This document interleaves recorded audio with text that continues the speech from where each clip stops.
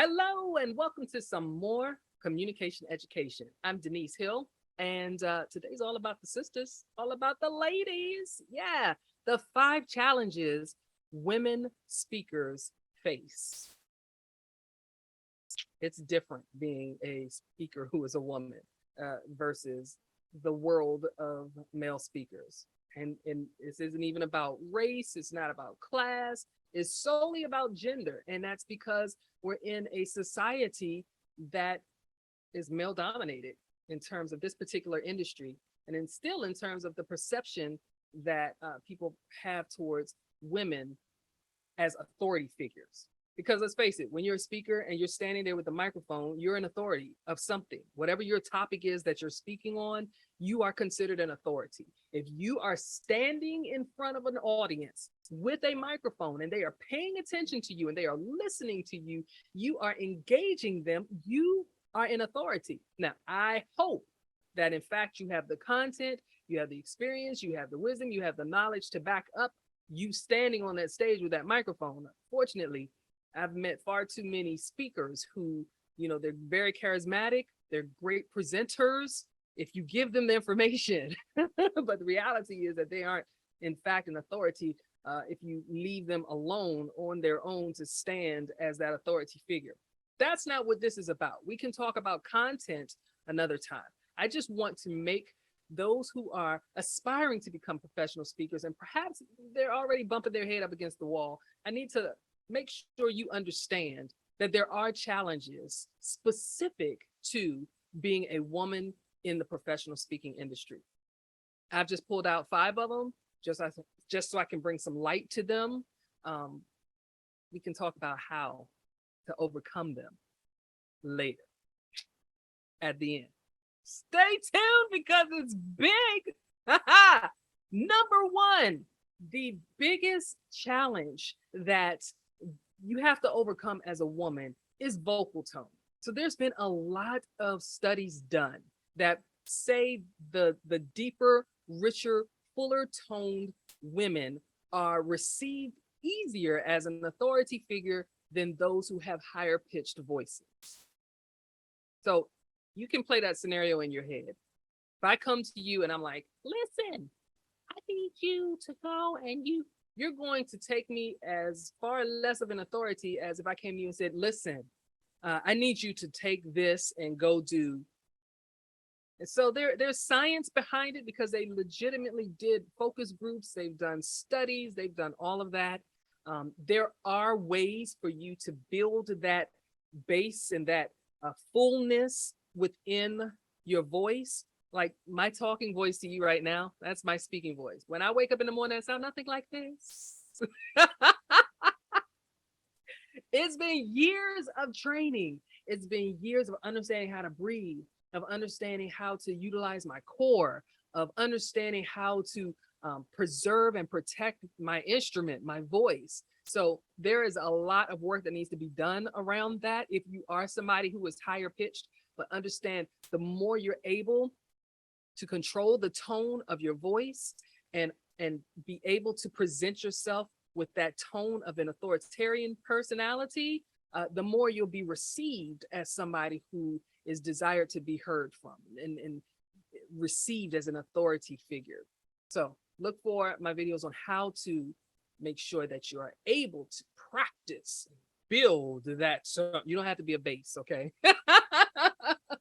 Was the night before Christmas and no, we're not trying to do that. Just trying to understand that your vocal tone affects how others perceive you as an authority. That's one of the challenges that women speakers face.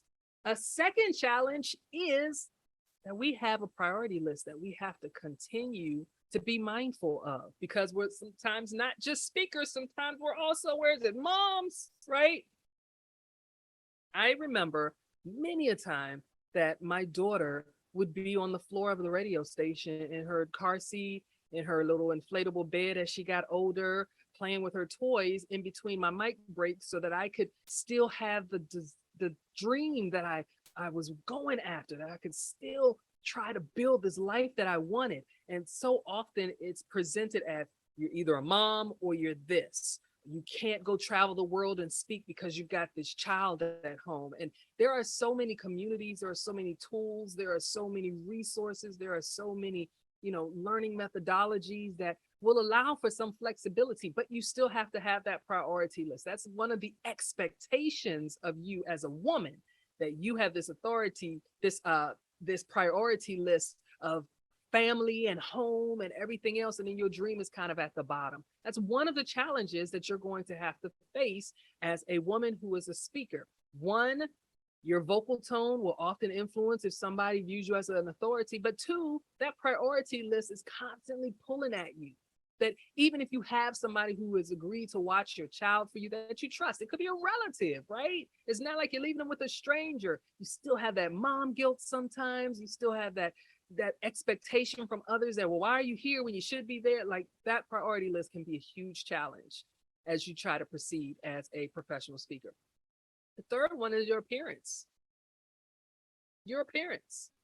Much like the way our voice is perceived as to whether or not you are an authority figure or not, how we look oftentimes people use against us when we're trying to achieve this career as a professional speaker. Oh, they're too this, they're too that, they're not enough this, they're not enough that.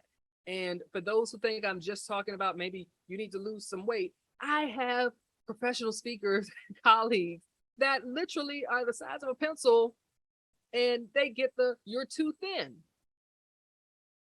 You need to be mindful that someone is looking for you, looking at you. They are viewing you 360, right? They're, as you turn and walk the stage, they see you from behind. As you turn and come this way, they see you from the front, they see you from the side. And many times, more times than not, it's all solidified in video, which is a completely different look than in person.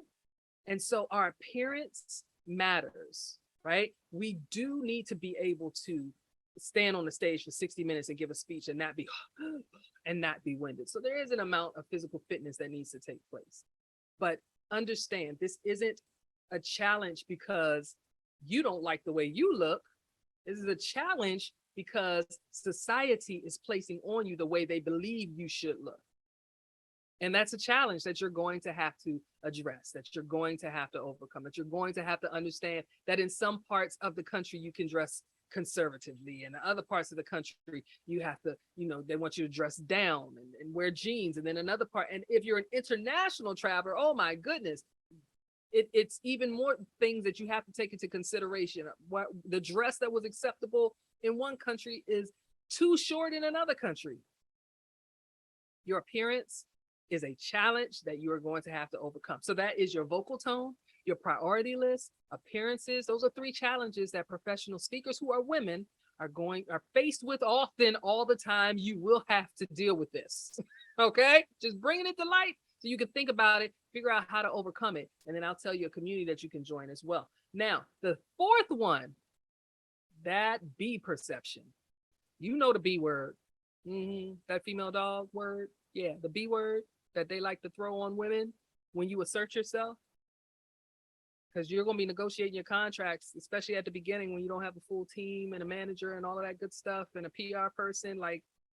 And the second you say no, it's not because you know your worth or your value in the eyes of many. It's going to be because you just difficult and you a B. And so that's a perception that others might have because of their own insecurities. Actually has nothing to do with you. It's zero to do with you as a professional speaker who's a woman, and everything to do with them. But that's a perception that we have to overcome. And sometimes when we have that conversation in our head about that, it'll make us pull back.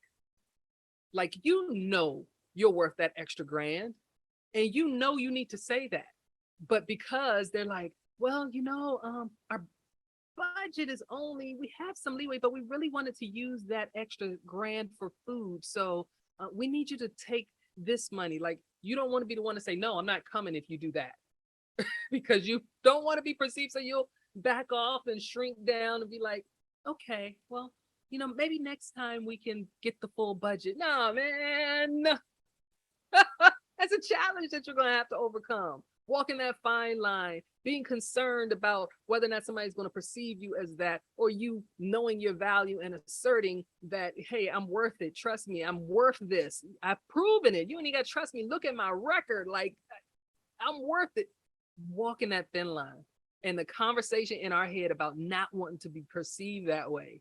Because, of course, you're hitting the stage, you're a public figure.